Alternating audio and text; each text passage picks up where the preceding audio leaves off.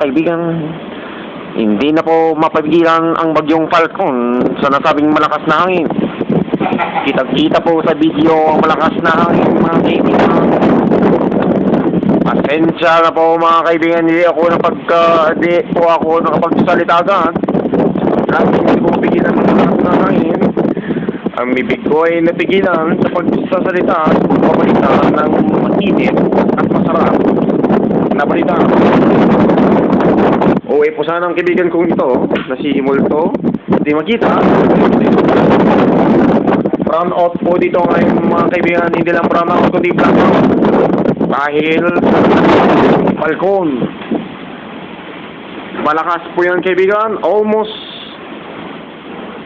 5,000 kilometer per mile, hours per minute and second. Ang lakas ng hangin kaibigan. Ang sa Atlantic, ang nasabing hangin. Malakas po mga kaibigan. Pakikinig po mga kaibigan itong mga hangin.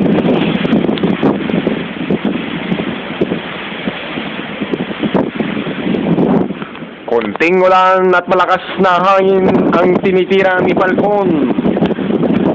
Natatanggal ang mga rooftops na mga building dito.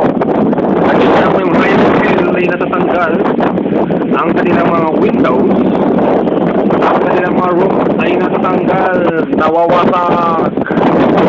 Nakikita rin dito sa kaliwa natin ang sinasabing Diamond Hotel ay nawawasak paunti-unti. Natatanggal ang mga semento, konkrito, mga bronze metal, aluminum, at mga gold wirings dito. Natanggal talaga lahat. Pating isang ito ay muntik na matay. Nakikita dito yung kanina yung matandang matabang babae. Sobrang taba talaga. Almost 500 to 800 pounds ang babae na tangay ng hangin. Napunta siya doon sa Ross Boulevard Baywalk dahil sa lakas ng hangin kaibigan. Nakikita po yung dalaking kaibigan ay tumatawid sa nasabing Eagle Bridge ng San Francisco, California. Ito po si Romel Pabelona, nagbabalita ng mainit at masarap na balita, nakakabusog, tanging katotohanan ng balita. Kita